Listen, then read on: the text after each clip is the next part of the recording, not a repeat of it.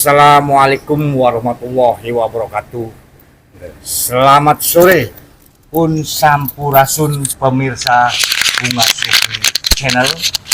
Kali ini saya berada di Pangandaran, tepatnya di Gua Panggung, di mana kita akan ngobrol santai bersama Mbah Bro Wibowo.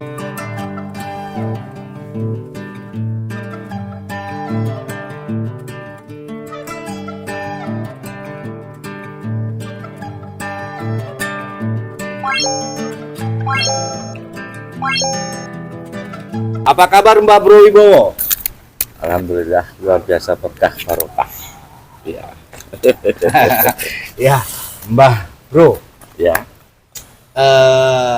Kita ingin berbincang-bincang terkait bagaimana cerita atau legenda atau sejarah tentang keberadaan Gua Panggung. Ya. Tapi sebelumnya Mbah, saya ingin tahu siapa sih Mbah Bro ini, Mbah Bro Wibowo ini. Masih muda, masih ya 40-an lah ya. Ya. Tapi kok sudah dipanggil Mbah gitu. Oh, jadi gini. Kenapa kok kepada saya semua orang-orang pelaku spiritualis yang ada di NKRI ataupun Nusantara ini manggil saya Mbah Bowo? Karena sebutan Mbah itulah bagian daripada sebutan keramat ataupun sebutan sanad ya, sebutan sanad. Kenapa kok semua orang memanggil saya Mbah? Dari sisi spiritualnya, dan saya berawal dari ya bahasane belajar ngaliwet cek orang Sunda. Kalau bahasa Jawa ini ya anu lah dereake Abah Yai ya. Nah, dari situ saya di baiat atau dikasih nama panggilan Mbah, yaitu Mbah Bowo gitu. Oke Mbak. Jadi itu secara singkat tentang Mbah Bro Wibowo. Ya, itu seperti yang kita bicarakan tadi, yang akan kita bahas ya. Berkaitan dengan sejarah ataupun legenda atau cerita tentang Gua Panggung. Ya, pada dasarnya Pangandaran itu terkenal dengan laut. Terkenal dari kalau dari bahasa spiritual yang mengatakan itu Laut Kidul ya. Laut Kidul yang berkaitan dengan Galuh. Tapi tak ini juga ya, tak luput daripada sejarah. Karena sejarah peradaban para leluhur kita dulu itu pada datang ke Pangandaran ini satu untuk niis, bahasanya kan itu, untuk menenangkan pikiran, atau lebih dikaitkan lagi dengan memang Pangandaran ini luar biasa, daerah destinasi wisata, dari mulai wisata air, wisata gunung, bahkan wisata alam. Di sini lengkap Pangandaran ini. Maka dari situ pendahulu kita dulu, leluhur kita itu senang datang ke Pangandaran. Kan itu. Nah, dari salah satu tokoh yang dulu dari negara, kalau tidak salah itu dari Persia apa dari mana tuh ya, yang diangkat dengan Ibu Ratu atau lebih dikenal Nyi Roro Kidul. Nah, di sini ada, bisa dibilang yang tempat kita tinggal ini, yaitu yang di atas sana ini Gua Panggung ya, Pak Haris ya. Di sini merupakan tempat yang dipakai untuk muksa Bajaga Lautan itu, Pak Haris. Nah, seperti itu juga. Jadi Bajaga Lautan itu dari Persia asli. Ya, kurang lebihnya dari situ ya. Nah, nanti perkara kurang benernya nanti bisa dirilis atau bisa diambil dari sumber lain kan gitu. Nah, di situ kan menggambarkan sosok Bajaga Lautan itu dengan adanya bajak lautan di sini itu sedikit mengarah ke ini ya, ke bab perjodohan lah artinya ya. Bahasanya lanangnya jagat kalau begitu. Karena apa, bajak lautan itu memiliki istri 3 yang setiap hari itu bertengkar, berantem, dan dia mencari wangsit, mencari petunjuk, atau bahasa bahasa umumnya istiharoh di Gua Panggung tersebut. Gua Panggung tepatnya di Cagar Alam Cagar Alam Pangandaran, ya. Pangandaran, betul. Nah, dari situ setelah dapat petunjuk daripada mungkin dia bersinergi dengan Ibu Ratu yang ada di selatan Jogja, di situ mancing ya, sejarahnya itu dia mancing menggunakan kail tapi ikannya nempel di pancing, jadi tidak mengait tapi menempel gitu. Nempel. Jadi tidak mengait tapi nempel. Betul, seperti itu. Nah, pada suatu hari beliau itu istrinya pada datang ke ini atau mencari beliau, setelah dicari yaitu muksa sampai sekarang. Betul. Seperti itulah sekilas daripada bajak lautan. Iya, konon katanya dari pengunjung yang sering ke Cagar Alam itu konon katanya mereka itu dapat petunjuk dari rumah untuk sowan atau apalah ke Gua Panggung. Itu apakah itu mistis atau bagaimana, Mbah?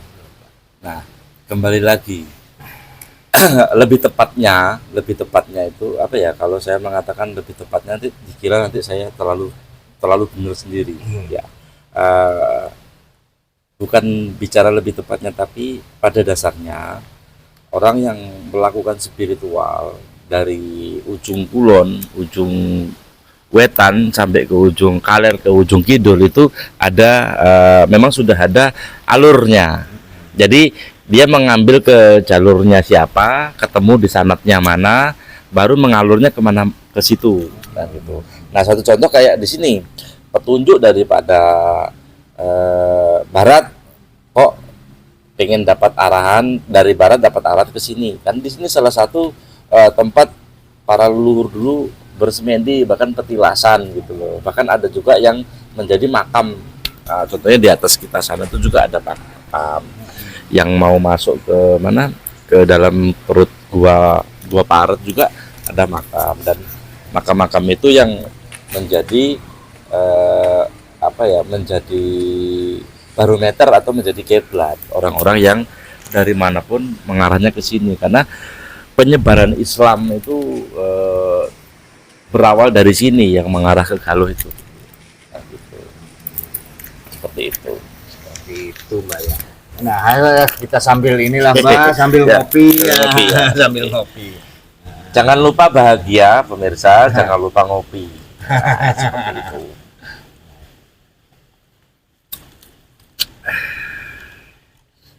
Soalnya kalau ngobrol itu tanpa ngopi, waduh, kurang nikmat gitu, iya.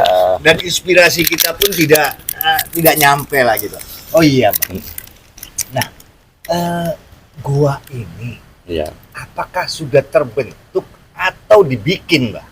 Ini secara alami, secara geologi, ya, secara alami yang terbentuk daripada pada waktu itu kan sebelum adanya penurunan debit air ya, air laut itu kan nyampe ke sini mengempas lah, terjadilah pembentukan alam seperti ini, seperti yang ada di sini. Ini kan tadinya air bisa naik ke sini, seperti itu. Nah, itu luar biasa ya, fenomena alam ya. Fenomena alam kalau dalam bahasa sekarang ya, fenomena alam juga salah satu cerminan untuk kita selalu bersyukur terhadap Tuhan yang Maha Kuasa, yaitu karena tanpa adanya petunjuk-petunjuk seperti ini, selayaknya umat manusia, khususnya hamba-hamba Allah, itu tidak akan sadar diri, tidak akan tahu dan tidak ada suatu pendahuluan yang menurut dipercaya bahwa ini loh, dengan adanya wujud ini ada yang menciptakan. Tapi Mbah, dengar-dengar Mbah Bro ini keturunan Mataram ya. Kok Itu sampai kan karena ada kaitannya kan antara Pangandaran, istilahnya antara ya dengan Mataram kan. ya kurang lebihnya seperti itu. Makanya dengan kalau kalau kita cerminkan dengan bahasa air itu ada dari gunung menuju ke laut, dari laut menuju ke bibir pantai itu, di tengah-tengah itu namanya Payau. Nah begitu juga dengan peradaban manusia yang ada di khususnya Pangandaran. Ada yang Sunda kental, ada juga yang Jawa totok. Nah termasuk saya ini bisa dikategorikan Jawa totoknya, tapi berada di Pangandaran, seperti itu Pak Aris. Nah dengan adanya saya di sini itu karena saya pada waktu itu mencari petunjuk. Iya, Nah, iya. gitu. Nah, saya salah satu dinasti daripada Mataram. Kebetulan leluhur saya, dinasti saya itu pernah mengatakan itu Pak. Mau tahu enggak apa? Iya, apa Nah, itu dan biar jadi- pemirsa juga tahu. Pada waktu itu anak keturunan daripada pendahulu kita, yaitu raja-raja kita, ya kaki buyut kami lah, saking gigihnya bekerja, saking giatnya berupaya, pelebaran wilayah, dan terbentuklah Nusantara, dan terbentuklah mencapai ke mana-mana itu dengan adanya untuk memperkuat pertahanan dan memperkuat keturunan dia.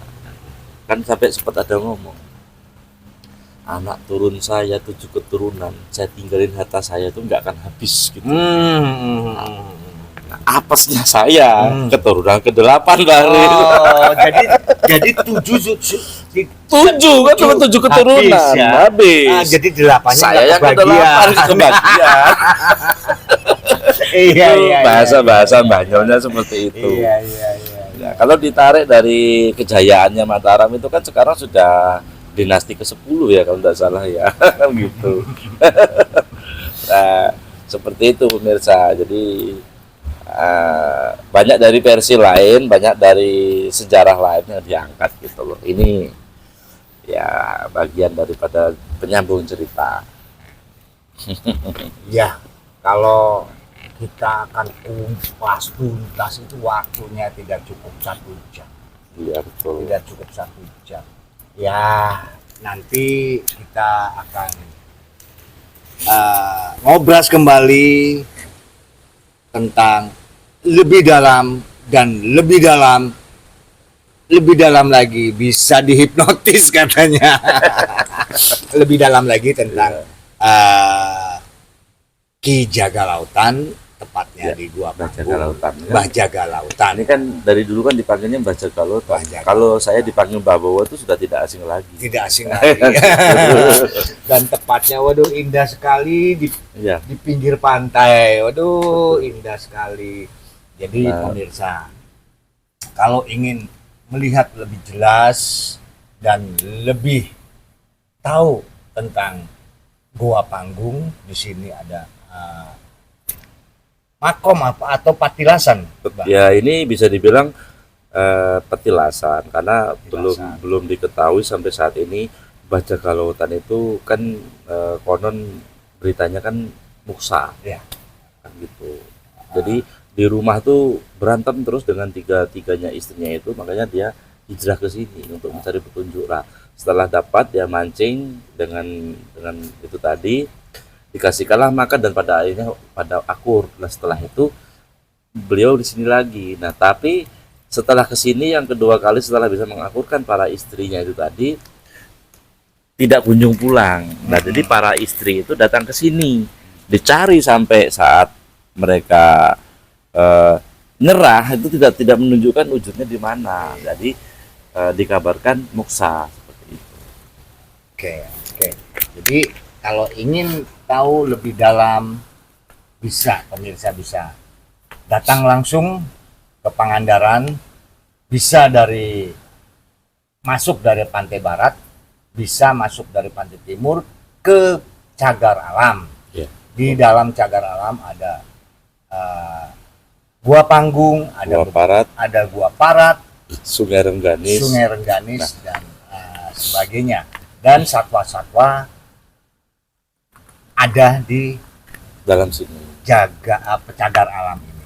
Oke pemirsa, baik, karena waktu dan sudah hampir senja, sampai di sini bincang-bincang saya Haris bersama Baba Wibowo. Assalamualaikum warahmatullahi wabarakatuh.